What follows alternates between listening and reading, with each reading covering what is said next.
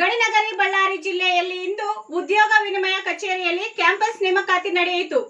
ಈ ಕ್ಯಾಂಪಸ್ನಲ್ಲಿ ವಿವಿಧ 6 ಕಂಪನಿಗಳು ಭಾಗವಹಿಸಿದ್ದವು. ಈ ಕ್ಯಾಂಪಸ್ನಲ್ಲಿ 225 ಅಭ್ಯರ್ಥಿಗಳು ಭಾಗವಹಿಸಿದ್ದು, ಆ ಪೈಕಿ 22 ಅಭ್ಯರ್ಥಿಗಳು ಹುದ್ದೆಗಳಿಗೆ ಆಯ್ಕೆಯಾಗಿದ್ದಾರೆ. ಜಿಲ್ಲಾ ಉದ್ಯೋಗ ವಿನಿಮಯ ಕಚೇರಿ ಅಧಿಕಾರಿಗಳು ಶ್ರೀ ಹಟ್ಟೆಪ್ಪನವರು ಈ ಕ್ಯಾಂಪಸ್ ಬಗ್ಗೆ ಹೀಗೆ ವಿವರಿಸಿದ್ದಾರೆ. ವರದಿಗಾರರು ಎಂಎಲ್ ವೆಂಕಟೇಶ್, ಪ್ರಧಾನ ಸಂಪಾದಕರು, ಮೀಡಿಯಾ ನ್ಯೂಸ್ ಚಾನೆಲ್, ಬಳ್ಳಾರಿ.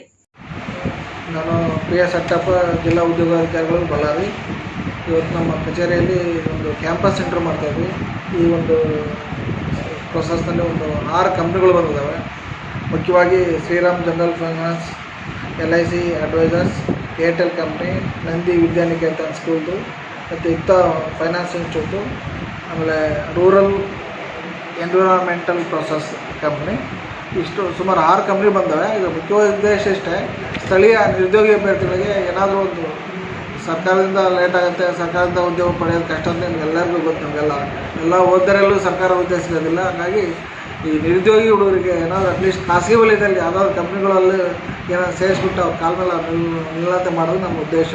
ಹಾಗಾಗಿ ಇವತ್ತು ಒಂದು 6 ಕಂಪ್ನಿಯನ್ನು ಕರೆಸ್ಬಿಟ್ಟು ಒಂದು 500 ನಿರುದ್ಯೋಗಿ ಅಭ್ಯರ್ಥಿಗಳು ಬಂದರೆ ಈ ಇಂಟರ್ವ್ಯೂ ನಡೀತಾ ಇದೆ. ಆ ಇಂಟರ್ವ್ಯೂ ಮುಗಿಸಿ ಎಷ್ಟು ಸಾಧ್ಯ ಅಷ್ಟು ಉದ್ಯೋಗ ನೆರವು ಕೊಡಬೇಕನ್ನೋದು ನಮ್ಮ ಉದ್ದೇಶ. ಪ್ರತಿ ತಿಂಗಳು ನಡೆಯುತ್ತೆ ಇದು. ಪ್ರತಿ ತಿಂಗಳು ನಮ್ಮದು ಡ್ಯೂಟಿ, ಪ್ರತಿ ತಿಂಗಳು ಮಾಡ್ತೀವಿ. ಇದಕ್ಕೆ ಯಾವುದೇ ರೀತಿಯ ಬಜೆಟು ಇನ್ವೆಸ್ಟ್ಮೆಂಟ್ ಏನಿಲ್ಲ. ಪ್ರತಿ ತಿಂಗಳು ಇದನ್ನು ಮಾಡ್ತಾಯಿದ್ವಿ. ನಮ್ಮ ಡ್ಯೂಟಿ ಅಂತ ತಿಳ್ಕೊಂಡು ಏನೋ 4 ಜನಕ್ಕೆ ಅನುಕೂಲ ಮಾಡಬೇಕು ಅನ್ನೋ ಉದ್ದೇಶದಿಂದ ಪ್ರತಿ ತಿಂಗಳು ಈ ಪ್ರೊಸೆಸ್ ನಡೆಯುತ್ತೆ. ಯಾರೇ ಬೇಕಾದ್ರೂ ನಮ್ಮ ಜಿಲ್ಲೆ ನಿರುದ್ಯೋಗ ಅಭ್ಯರ್ಥಿಗಳು ಬಂದು ಈ ಉದ್ಯೋಗ ಮೇಳದಲ್ಲಿ ಅಥವಾ ಸಣ್ಣ ಉದ್ಯೋಗ ಮೇಳ ಅಥವಾ ಕ್ಯಾಂಪಸ್ ಸೆಂಟರ್ ಅಥವಾ ವಾಕಿಂಗ್ ಇಂಟರ್ನಲ್ಲಿ ಬಂದು ಪಾರ್ಟಿಸಿಪೇಟ್ ಮಾಡ್ಬೇಕಂತೇಳಿ ನಮಗೆಲ್ಲರಿಗೂ ಕೋರ್ತೀನಿ.